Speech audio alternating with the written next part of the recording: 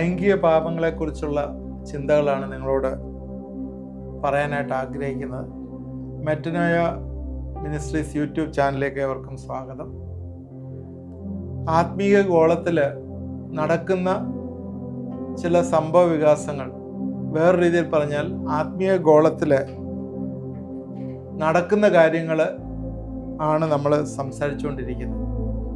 കഴിഞ്ഞ എപ്പിസോഡിൽ പറഞ്ഞത് മനുഷ്യനെ ദൈവം സൃഷ്ടിച്ചതിൻ്റെ ഉദ്ദേശത്തെക്കുറിച്ച് പറഞ്ഞു കഴിഞ്ഞിട്ട് പെട്ടെന്ന് തന്നെ നമ്മൾ ഇതിലേക്ക് തിരിയാനുള്ള കാര്യം, ഒരു സർവേ റിപ്പോർട്ട് കഴിഞ്ഞ എപ്പിസോഡിൽ ഞാൻ സംസാരിച്ചു.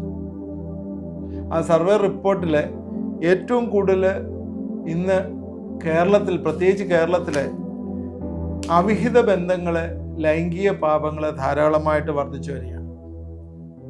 അതിൻ്റെ പിന്നിൽ ഒരുപാട് മരണം, ഒരു ദിവസം തന്നെ ആവറേജ് ഈ ഇങ്ങനെയുള്ള റിലേഷൻഷിപ്പിനകത്തുള്ള മരണം, റിപ്പോർട്ട് ചെയ്യപ്പെട്ട മരണം ഒരു ദിവസം തന്നെ നമ്മൾ മുഖേന കാണുന്നത് 4 പേര് അല്ലെങ്കിൽ 6 പേര് ഒരു ദിവസം തന്നെ മരിക്കുന്നുണ്ട് കേരളത്തിൽ.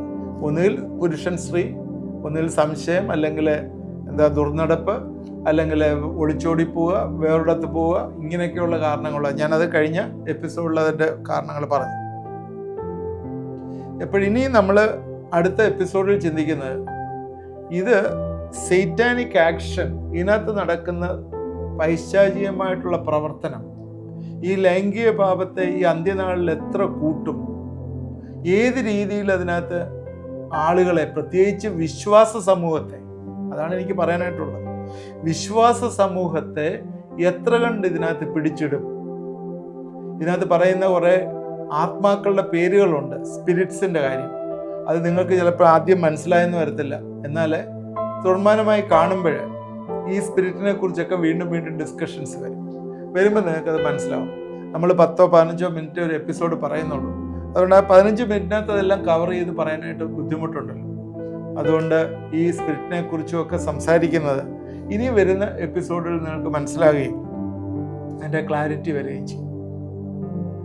ഈ അന്ത്യനാളുകളിൽ ഏറ്റവും കൂടുതൽ മനുഷ്യൻ്റെ ശരീരവുമായി ബന്ധപ്പെട്ട് ചെയ്യുന്ന പാപം, അതാണ് ഈ ലൈംഗിക പാപം എന്ന് പറയുന്നത്, ശരീരവുമായി ബന്ധപ്പെട്ട്. സാത്താൻ ഇന്നതിൽ ഏറ്റവും കൂടുതൽ ഇൻവോൾവ് ചെയ്യുന്നതായിട്ട് കാണും. നമ്മൾ ബൈബിളിൽ നിന്ന് പോലും എടുത്ത് നമ്മൾ പഠിക്കുമ്പോഴേ, ബൈബിൾ എഴുതിയ സമയത്ത് പോലും, ഈ പുതിയ നിയമത്തിൻ്റെ സമയത്ത് ഇത് ധാരാളമായി കൂടുതലുണ്ടായിരുന്നു. ഈ ദുർനടപ്പ് ധാരാളമുള്ളൊരു സഭയായിരുന്നു കൊരിന്ത്യൻ സഭ. ഗലാത്യർക്കെഴുതിയ ലേഖനം 5-ാം അധ്യായത്തിൻ്റെ 19-ാം വാക്യത്തിലെ ജഡ അഭിലാഷം എന്ന് പറഞ്ഞിട്ട് ജഡത്തിൻ്റെ പ്രവൃത്തി പറയുന്നൊരു ഭാഗമുണ്ട്. അതിനകത്ത് ജഡത്തിൻ്റെ പ്രവൃത്തിയെക്കുറിച്ച് ഒരുപാട് കാര്യങ്ങൾ പറയുന്നുണ്ടെങ്കിലും അതിലെ തുടക്കം തന്നെ, ആദ്യത്തെ 3 പാപം ഇതുമായിട്ട് ബന്ധപ്പെട്ടുള്ള പാപമാണ്. ദുർനടപ്പ്, അശുദ്ധി, ദുഷ്കാമം തുടങ്ങുന്നത് തന്നെ അങ്ങനെയാണ്. ഞാനത് ചിന്തിക്കാതിരുന്നില്ല, ഇതെന്താണ് ഇങ്ങനെ തുടങ്ങുന്നത്. അതായത് ശരീരത്തിൽ നിന്ന് വരുന്ന പാപം, പിന്നീട് വരുന്ന മനസ്സിൽ നിന്ന് വരുന്ന പാപം. പിന്നെ ഇത് രണ്ടും ആണ് അതിനകത്ത് സെഗ്രിഗേഷൻ കൊടുത്തിട്ട് ചെയ്യാൻ പറ്റുന്നത്. അപ്പോൾ ഈ സൈറ്റാനിക് ആക്ടിവിറ്റി ഈ നാളുകളിൽ കൂടിയിരിക്കുന്ന ഒരു സംഭവം ഏറ്റവും കൂടുതൽ കാണുന്നത് ഈ ദുർനടപ്പിലാണ്. ഇത് ആത്മീയ ഗോളത്തിൽ സ്പിരിറ്റ് ഓഫ് ജെസിബേൽ എന്ന് വേണമെങ്കിൽ പറയാം, മറൈൻ സ്പിരിറ്റ്സ് എന്ന് പറയാം, അല്ലേ? Marine spirit, unclean spirit, seducing spirit, ഇങ്ങനെ ഒരുപാട് പേരുകളുണ്ട്. നമ്മൾ ഈ സ്പിരിറ്റുകളെ ഡിഫറെൻ്റ് ആയിട്ട് പറയും. ഇപ്പം ലക്ഷക്കണക്കിന് മില്യൺസ് ഡീമൻസ് ഉണ്ടല്ലോ. നമ്മൾ ഈ സ്പിരിറ്റുകളെ കുറിച്ച് പറയുമ്പോഴേ ഒരു റോള് മാത്രമല്ല ഒരു സ്പിരിറ്റിനുള്ളതെന്ന് മനസ്സിലാക്കുക. അത് കൂട്ടായിട്ടും ഒരുമിച്ചും ഒക്കെ പലയിടത്തും ഇൻവോൾവ് ചെയ്യും. ഈ മറൈൻ സ്പിരിറ്റ് എന്ന് പറയുന്ന സ്പിരിറ്റ് അഡൽട്ടറി മാത്രമുള്ള സ്പിരിറ്റ് അല്ല, വേറെ പല സ്ഥലങ്ങളിലും അത് ഇൻവോൾവ് ചെയ്യുന്നുണ്ട്. നമ്മൾ അതിനെക്കുറിച്ചും നമ്മൾ പഠിക്കുമ്പോൾ നമുക്ക് മനസ്സിലാവും. അപ്പോൾ നോർമലി കാണുന്നത് അഡൽട്ടറി അല്ലെങ്കിൽ ഫോർണിക്കേഷൻ എന്ന് പറഞ്ഞാൽ വ്യഭിചാരം, അടുത്തത് അത് അഡൽട്ടറി എന്ന് പറയുന്നത് ദുർനടപ്പ്, ഫോർണിക്കേഷൻ എന്ന് പറയുന്നത് അശുദ്ധി എന്നാണ് ഇതിനകത്ത് മലയാളത്തിൽ പറയാൻ. ഇതിനകത്ത് അത് വേറൊരു രീതിയിൽ പറഞ്ഞാൽ വിവാഹ ബന്ധത്തിലായിരിക്കുന്നവര് ഏർപ്പെടുന്ന ദുർനടപ്പ്, അതിനാണ് അഡൽട്ടറി എന്ന് പറയുന്നത്. ഫോർണിക്കേഷൻ എന്ന് പറയുന്ന വിവാഹത്തിന് മുമ്പേ ഉള്ള ദുർനടപ്പ്.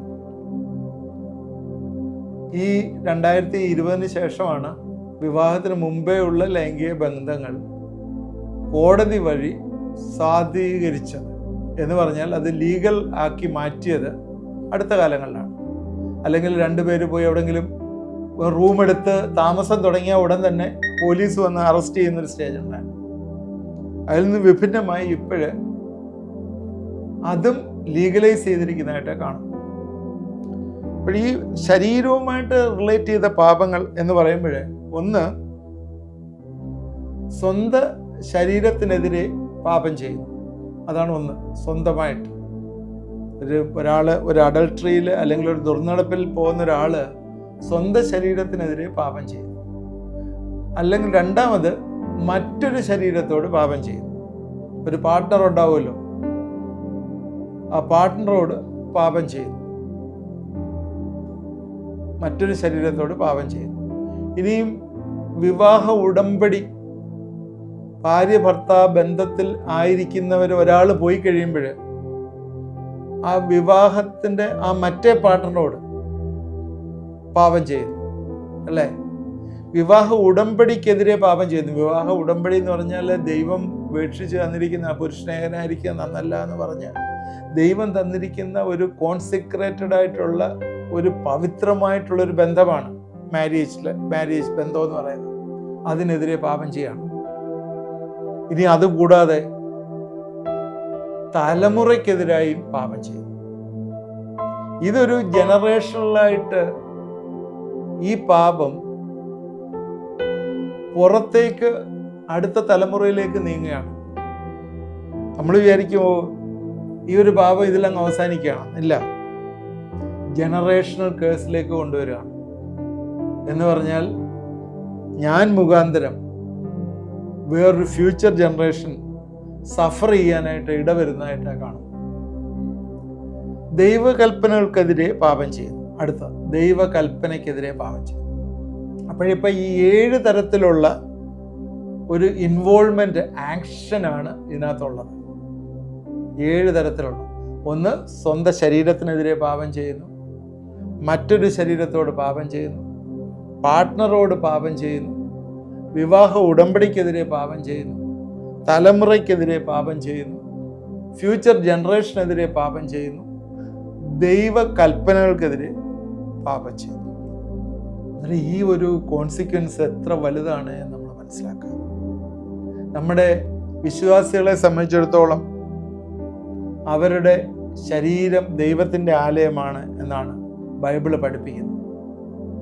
അങ്ങനെ പഠിപ്പിക്കുന്നിടത്ത് ഈ ശരീരത്തിൽ ആത്മാവ് വസിക്കുന്ന ശരീരം ഇന്നത്തെ തലമുറ പലപ്പോഴും ഈ ദുർനടപ്പിന് കൊണ്ട് വെച്ചു കൊടുത്തിട്ട് ആത്മാവ് അവിടെ കരയുന്ന, ഞരങ്ങുന്ന, അല്ലെങ്കിൽ കൊഞ്ചിയപ്പെടുന്ന, കെടുക്കുന്ന ഒരു അനുഭവമാണ് പലപ്പോഴും വന്നിരിക്കുന്നത് നമ്മൾ ഓർക്കുക. ഈ സഭയിൽ ഈ ദുർനടപ്പുകാർ വന്നാൽ എന്ത് ചെയ്യും? ഈ സഭയിൽ ദുർനടപ്പ് നടക്കുന്നുവെന്ന് കൊരിന്ത്യർക്ക് എഴുതിയ ലേഖനം 5-ാം അധ്യായത്തിൽ പറയുന്നുണ്ട്. കൊരിന്ത്യർക്ക് എഴുതിയ ലേഖനം 5-ാം അധ്യായത്തിന്റെ 9-ാം വാക്യത്തില് ദുർനടപ്പുകാരോട് സംസർഗം അരുതേ എന്ന് ഞാൻ ഈ ലേഖനത്തിൽ നിങ്ങൾക്ക് എഴുതിയിട്ടുണ്ടല്ലോ. 10-ാം വാക്യം, അത് ഈ ലോകത്തിലെ ദുർനടപ്പുകാരോടോ അത്യാഗ്രഹികളോടോ പിടിച്ചുപിടിക്കാരോടോ വിഗ്രഹാരാധികളോടോ അരുതേ എന്നല്ലല്ലോ. അങ്ങനെയെങ്കിൽ നിങ്ങൾ ലോകം വിട്ടു പോകേണ്ടി വരും. 11-ാം വാക്യം, എന്നാൽ സഹോദരൻ എന്ന് വേർപെട്ട ഒരുവൻ, കേട്ടോണം, സഹോദരൻ എന്ന് വേർപെട്ട ഒരുവൻ ദുർനടപ്പുകാരനോ അത്യാഗ്രഹോ വിഗ്രഹാരാധിയോ ഭാവിഷ്ണക്കാരനോ മദ്യപാനോ പിടിച്ചു പറക്കാരനോ ആവുന്നെങ്കിൽ അവനോട് സംസർഗമരുത്. അങ്ങനെയുള്ളവരുടെ ഭക്ഷണം കഴിക്കുക പോലും വരുത് എന്ന് ഞാൻ നിങ്ങൾക്ക് എഴുതി. സഹോദര സമൂഹം എന്ന് പറഞ്ഞാൽ, സഹോദരൻ എന്ന് പറഞ്ഞാൽ ബിലീവേഴ്സ്, വിശ്വാസികളായിട്ടുള്ളവർ ഇങ്ങനെ ദുർനടപ്പിലേക്ക് പോയാൽ അവരോട് കൂട്ടായ്മ പാടില്ല, അവരോട് ഭക്ഷണം കഴിക്കുക പോലും അരുത്. കാരണം എന്താണെന്ന് ചോദിച്ചാൽ, അവരിലൊരു സെഡ്യൂസിങ് സ്പിരിറ്റ് ഉണ്ട്. ആ സ്പിരിറ്റ് നിങ്ങളെയും ഹാക്ക് ചെയ്ത് കൊണ്ടുപോകും. അതാണ് പറഞ്ഞ കാര്യം. ഹാക്ക് ചെയ്ത് കൊണ്ടുപോകും. അതുകൊണ്ട് അവരോട് ഭക്ഷണം കഴിക്കുക പോലും വരുതെന്നാണ് പറഞ്ഞിരിക്കുന്നത്. ഇന്ന് സഭയിൽ ഇത് ധാരാളം വർദ്ധിച്ചിട്ടുണ്ട്. ഇന്ന് ഈ നൂറ്റാണ്ടിൽ ധാരാളം പറയും. പ്രത്യേകിച്ച് ഈ ഗ്രേസ് എന്ന് പറഞ്ഞിട്ട് എന്ത് ചെയ്താലും കുഴപ്പമില്ല എന്ന് ചിന്തിക്കുന്ന അനേകം ആൾക്കാരുണ്ട്. നമ്മൾ ഈ അടുത്ത ഒരു 5-6 എപ്പിസോഡ് തന്നെ ഈ ലൈംഗിക പാപത്തെക്കുറിച്ചും അതിൽ നിന്നുള്ള വിക്ടറിയെക്കുറിച്ചുമാണ് പറയുന്നത്. അതിനകത്ത് ഇൻവോൾവ് ചെയ്തിരിക്കുന്ന സ്പിരിറ്റ്, അതിൻ്റെ വിക്ടറി, ഇതൊക്കെയാണ് പറയുന്നത്. ഇത് ഏറ്റവും പ്രധാനമായിട്ട് ഞാൻ ആദ്യം എടുത്ത് ഈ ജഡത്തിൻ്റെ പ്രവൃത്തിക്കകത്ത് ആദ്യം പറയുന്നത് അതാണ്. ദുർനടപ്പാണ് ആദ്യം പറയുന്നത്. അതുകൊണ്ട് തന്നെ ദുർനടപ്പിനെ കുറിച്ച് ആദ്യം പറയാനായിട്ട് ആഗ്രഹിക്കുന്നു. ഇന്നൊരു ഈ വിശ്വാസ സമൂഹത്തിൽ പോലും ഈ ദൈവഭയമില്ലാതെ ഇന്നൊരു 40-50% youth, I am saying youths, വീണ്ടും പറയാണ്, യൂത്ത്സ് എന്ന് പറഞ്ഞാൽ ഒരു 25 വയസ്സിൽ താഴെയുള്ളവർ എടുത്തോ. അങ്ങനെയുള്ളവർ ഇന്നും ദൈവഭയമില്ലാതെ ഒരുപാട് കാര്യങ്ങൾ, ഒരുപാട് ഈവിൾ കവനന്റിലായിരിക്കുന്നു എന്ന് നമ്മൾ മറന്നു പോകും. ഇതൊക്കെ ഒരുപാട് കവനൻസ് ഉണ്ട് ഇതിനകത്ത്.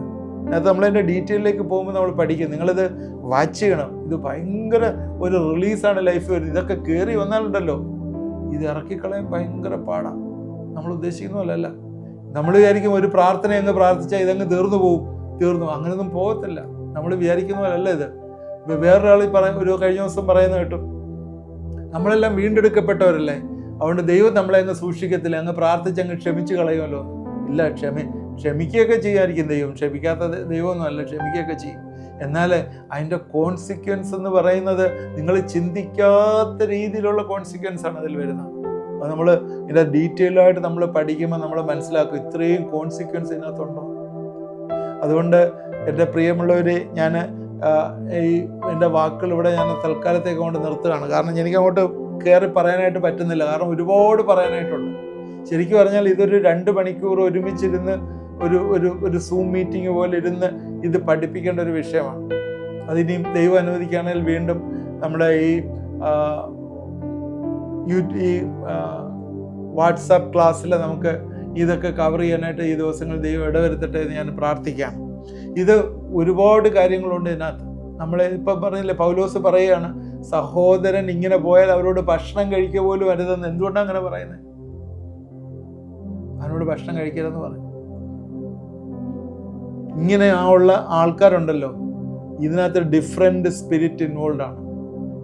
ആ സ്പിരിറ്റ് നിങ്ങളിൽ പ്രവേശിക്കുമോ എന്നുള്ളത് 100% ഉറപ്പാണ്. അതുകൊണ്ട് അങ്ങനെ പറഞ്ഞു. നിങ്ങളെ ഹോക്ക് ചെയ്യാനായിട്ടുള്ള ഈ സെഡ്യൂസിങ് സ്പിരിറ്റിന് അതിനുള്ള കഴിവുണ്ട്. അതെങ്ങനെയാണ് അത് പിടിക്കുന്നതെന്നൊക്കെ നമ്മളിനി കുറച്ച് കഴിഞ്ഞ് നമ്മൾ മനസ്സിലാക്കും. ഒരു കാര്യം നമ്മൾ ഓർക്കുക, ഇന്ന് സേത്താൻ ഏറ്റവും കൂടുതൽ ക്രിസ്തീയ ഗോളങ്ങളിലും അല്ലാതെയും ഇൻവോൾവ് ചെയ്തിരിക്കുന്ന ഒരു പ്രവർത്തന മേഖലയാണ് ലൈംഗികമായിട്ട് മനുഷ്യനെ പാപത്തിൽ അടിമപ്പെടുത്തുക എന്നുള്ളത്. അത് അഡൾട്ടറി ആയാലും ഫോർണിക്കേഷൻ ആയാലും അല്ലാതെ വേറെ കുറേ ഉണ്ട്. ഇതിലെല്ലാം തന്നെ ഒരു രീതിയിലല്ലെങ്കിൽ ഒന്നോ അല്ലെങ്കിൽ അതിൽ കൂടുതലോ പിശാചുക്കൾ ഇൻവോൾവ് ആണ്, സെഡ്യൂസിങ് സ്പിരിറ്റ് ഇൻവോൾവ് ആണ്. അവർ നമ്മളെ പിടിച്ചുകൊണ്ട് പോവുക തന്നെ ചെയ്യും. പ്രോണോഗ്രഫി ഇതൊക്കെ ഇനിഷ്യൽ സ്റ്റേജാണ്. പ്രോണോഗ്രഫി, മാസ്റ്റർബേഷൻ, ഇങ്ങനെ ഓരോ സ്റ്റെപ്പ് ബൈ സ്റ്റെപ്പായിട്ട് വന്ന് അവസാനം ആ കുഴിയിൽ നിന്ന് ഒരിക്കലും കയറാൻ വയ്യാത്ത രീതിയിലാകുന്ന അവസ്ഥ, അതങ്ങനെ വരുന്നൊരവസ്ഥയിലേക്ക് വരും. അതുകൊണ്ട് ഇതിൻ്റെ കാരണങ്ങളെക്കുറിച്ച് നമുക്ക് ഇവാലുവേറ്റ് ചെയ്യണം. അത് കഴിഞ്ഞിട്ട് അതിനകത്ത് ഒരു റെമഡി പറയണം. അത് കഴിഞ്ഞിട്ട് അതിൻ്റെ ഡീറ്റെയിലേക്ക് കയറണം. ഇതെല്ലാം നമ്മൾ ഈ ദിവസങ്ങൾ നമ്മൾ ചെയ്യും. നിങ്ങൾ ഞങ്ങളോട് കൂടെ ഇരിക്കണം. ആരെങ്കിലും എന്തെങ്കിലും ഇങ്ങനെ പേഴ്സണലായിട്ട് എന്തെങ്കിലും ഒരു പ്രയാസത്തിൽ കൂടി കടന്നു പോകുന്നുണ്ടെങ്കിൽ നിങ്ങളെ പേഴ്സണലായിട്ട് വിളിച്ച് പ്രാർത്ഥിക്കാനും ഒക്കെയുള്ള അവസരങ്ങളുണ്ട്.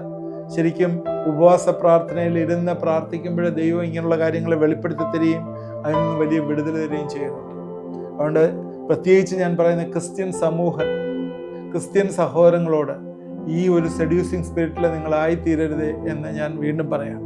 അതുപോലെ സഹോദരിമാരോട് വീണ്ടും എനിക്ക് റിക്വസ്റ്റ് ചെയ്യാനുള്ള, നിങ്ങൾ മുഖാന്തരം നിങ്ങളുടെ സഹോദരൻ ഒരു കുറ്റക്കാരനായി തീരരുത്, നിങ്ങൾ അവനെ ഹോക്ക് ചെയ്തുകൊണ്ട് പോകരുത് എന്ന് മാത്രമേ എനിക്ക് പറയാനായിട്ടുള്ളൂ. ഞാൻ ഇതിനെക്കുറിച്ച് കൂടുതലായിട്ട് നമ്മൾ ചിന്തിക്കുമ്പോൾ ബാക്കിയുള്ള കാര്യങ്ങൾ പറയാം. നമുക്ക് പ്രാർത്ഥിക്കാം. ദൈവമായ കർത്താവേ, ഇത് കണ്ടുകൊണ്ടിരുന്ന പ്രിയപ്പെട്ടവരെല്ലാം ഞങ്ങളെ ഏൽപ്പിച്ച് പ്രാർത്ഥിക്കുന്നു. ഈ ദിവസങ്ങളിൽ ഈ ജഡത്തിൻ്റെ പ്രവർത്തികൾ ഏറ്റവും കൂടുതൽ കർത്താവെ മനുഷ്യനെ നശിപ്പിച്ചുകൊണ്ടിരിക്കുമ്പോൾ, പ്രത്യേകിച്ചും ഈ ജിസബേൽ സ്പിരിറ്റ്, മറൈൻ സ്പിരിറ്റ് ഇന്ന് ധാരാളമായിട്ട് ഇന്ന് ആളുകളെ പിടിച്ചു കൊണ്ടുപോകുമ്പോൾ, സ്വന്തം ശരീരത്തിനും അതുപോലെ ദൈവത്തിൻ്റെ കൽപ്പനയ്ക്കും വിരോധമായി, തലമുറയ്ക്കും വിരോധമായി പാപം ചെയ്ത് ഇതൊരു വലിയ കേഴ്സായിട്ടൊരു ശാപമായി ജനറേഷനിലേക്ക് കൈമാറ്റപ്പെടുന്ന വലിയൊരു പാപമായി തീരുന്ന ഞങ്ങൾ കാണുന്ന കർത്താവേ, ദൈവമേ ഞങ്ങൾ പ്രാർത്ഥിക്കുന്നു. ആരെങ്കിലും ഇങ്ങനെയുള്ള കാര്യങ്ങൾ അഡിക്ഷൻ ഉണ്ടെങ്കിൽ യേശുവിൻ്റെ നാമത്തിൽ ഇന്ന് അവർക്കൊരു വലിയ വിടുതൽ വരുവാൻ, എന്നോട് ചേർന്ന് പ്രാർത്ഥിക്കുന്നവർക്ക് വലിയൊരു വിടുതൽ നീ അയക്കണമേ എന്ന് പ്രാർത്ഥിക്കുന്നു. ഇതൊന്നും കർത്താവെ ഒരു ഹാപ്പഞ്ചുലായിട്ട് കാണുന്നതല്ല, ഇതൊക്കെ ദൈവത്തിൻ്റെ സ്പെസിഫിക് പർപ്പസിൽ കാണുന്നു. അതുകൊണ്ട് കർത്താവെ ഞങ്ങൾ അവരെ ഏൽപ്പിച്ച് പ്രാർത്ഥിക്കുകയാണ്. ഈ ലൈംഗിക പാപങ്ങളിൽ നിന്ന് വലിയൊരു വിടുതൽ ഈ ദിവസങ്ങളിൽ നീ കൊടുക്കണമേ, സഹായിക്കണമേ എന്ന് പ്രാർത്ഥിക്കുന്നു. എന്നോട് ചേർന്ന് പ്രാർത്ഥിച്ചവരെ നീ അനുഗ്രഹിക്കണം, വിടുവിക്കണം, ബലപ്പെടുത്തണം. യേശു ക്രിസ്തുവിൻ്റെ നാമത്തിൽ പ്രാർത്ഥിക്കുന്നു, കേൾക്കണമേ, ആമേൻ. ഇത് തുടർമാനമായി വാച്ച് ചെയ്യണം. ഇതൊരു സീരീസാണ്. നമ്മളെ ഈ ലൈംഗിക പാപം ഇതിനോട് ചേർന്ന് നമ്മൾ അതുപോലെ സ്വപ്നത്തെക്കുറിച്ച് പറയുന്നുണ്ട്. സ്വപ്നങ്ങൾ കൂടി നമ്മൾ പാപം ചെയ്യുന്ന കാര്യവും എല്ലാം പറയുന്നുണ്ട്. അതിൻ്റെ റീസൺസും എല്ലാം പറയുന്നുണ്ട്, അനലൈസ് ചെയ്യുന്നുണ്ട്. നിങ്ങൾക്ക് എന്തെങ്കിലും ഡൗട്ട്സ് ഉണ്ടെങ്കിൽ നിങ്ങൾക്ക് അതിനകത്ത് നിങ്ങൾക്ക് പോസ്റ്റ് ചെയ്യാം. എന്തെങ്കിലും ഡൗട്ട്സ് ഉണ്ടെങ്കിൽ നേരിട്ട് വിളിക്കണമെങ്കിൽ നേരിട്ട് വിളിക്കാം. പ്രെയർ റിക്വസ്റ്റുകൾ ഉണ്ടെങ്കിൽ നിങ്ങൾക്ക് വാട്സാപ്പ് നമ്പറിൽ തന്നാൽ നിങ്ങൾക്ക് വേണ്ടി പ്രാർത്ഥിക്കുന്നതാണ്. ദൈവം നമ്മളെല്ലാവരെയും അനുഗ്രഹിക്കും.